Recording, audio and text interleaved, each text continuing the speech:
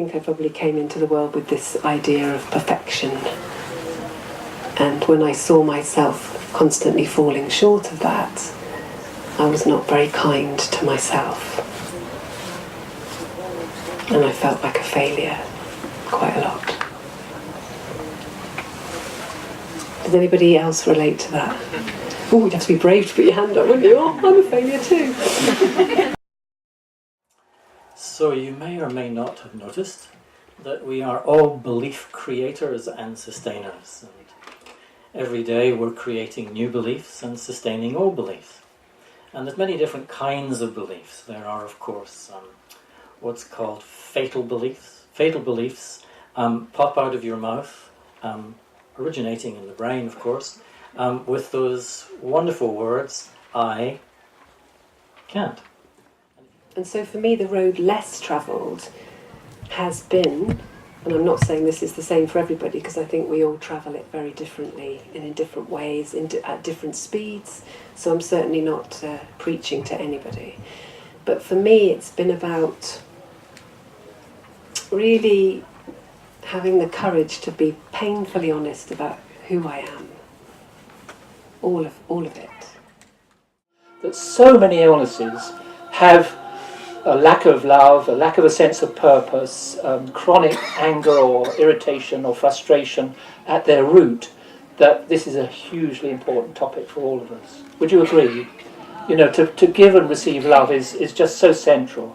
We need love, and that's very clear in scientific terms. They know that babies, for example, born in difficult circumstances, such as the Romanian orphans of some years back, they get everything that they need nutritionally, and yet they fail to thrive. If they are in an institution where they're just a kind of number, and they're not feeling that security that we all need. And now, the scientists tell us that the reason for that, it's not just by chance. There's a mechanism that the being that is that baby perceives insecurity, fear, and that influences a kind of field that the organism sits in. Each of our bodies has something, the mature ones, we have about 75 trillion cells.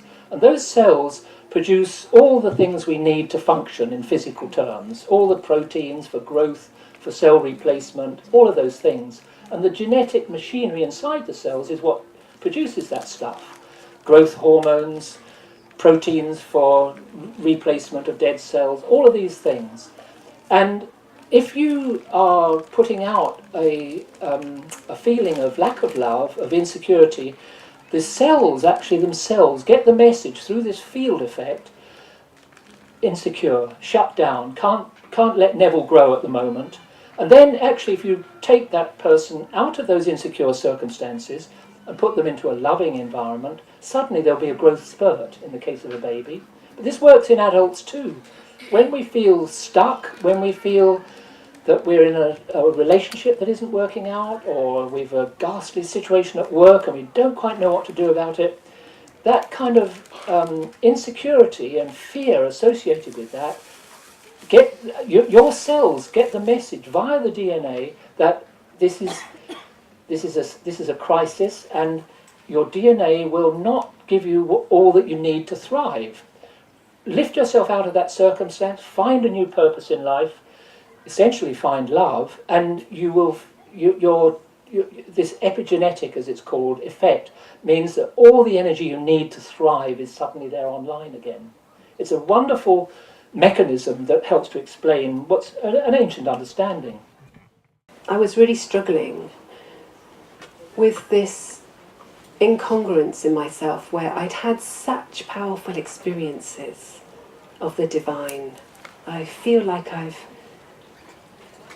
been given these have been a gift. It's not anything that I've done. When I first started practicing meditation, and subsequently, I had many deep spiritual experiences where I almost felt like it would be fine to just die. Have any of you ever experienced that? Because you're just so in a state of bliss, and you just think, okay, we're done. Let's just go now and fly. Have you ever experienced that?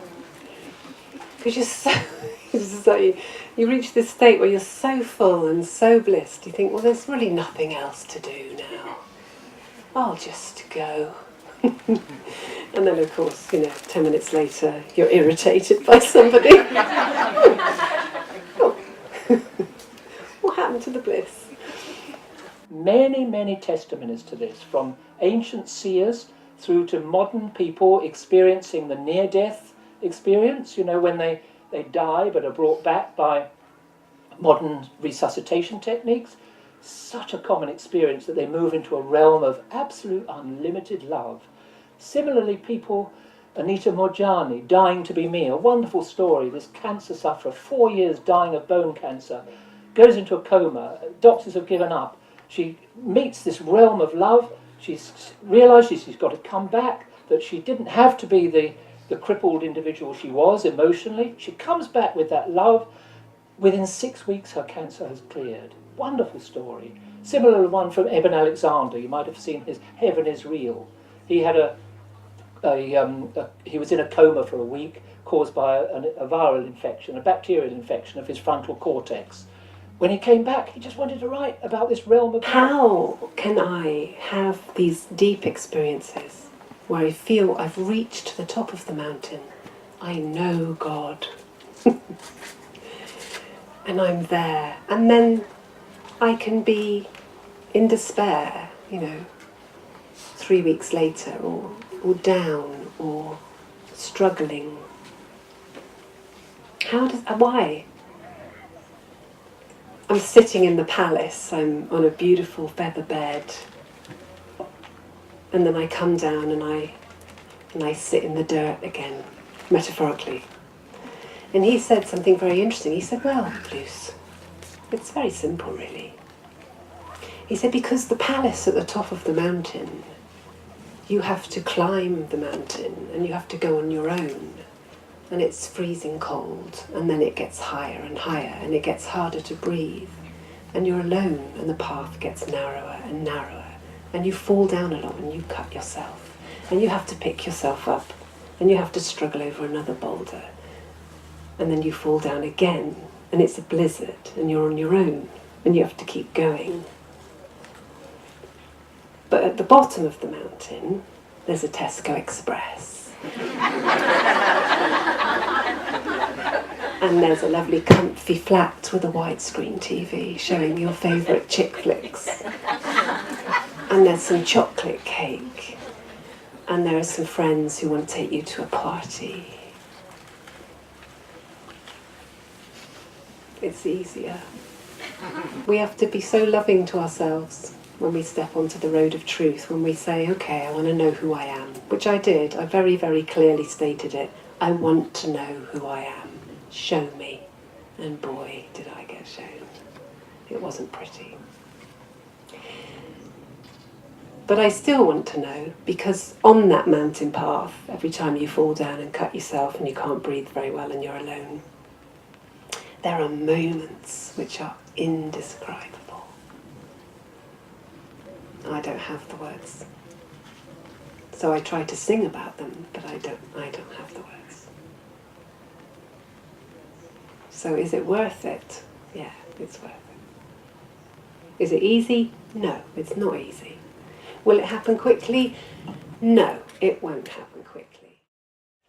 So what our beliefs do is, beliefs make us live life like a dream. We don't realize we're living a dream. We're not living reality. Because everything is filtered through the matrix of our beliefs and belief system that we've inherited, or we've created, and that we've sustained in our life so far.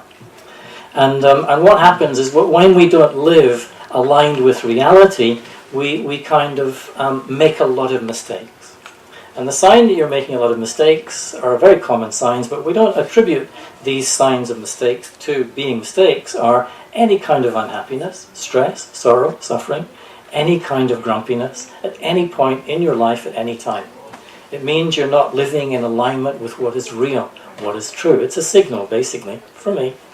It took me a long time to see that.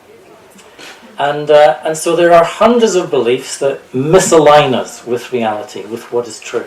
I'm going to show you one simple image here, and This is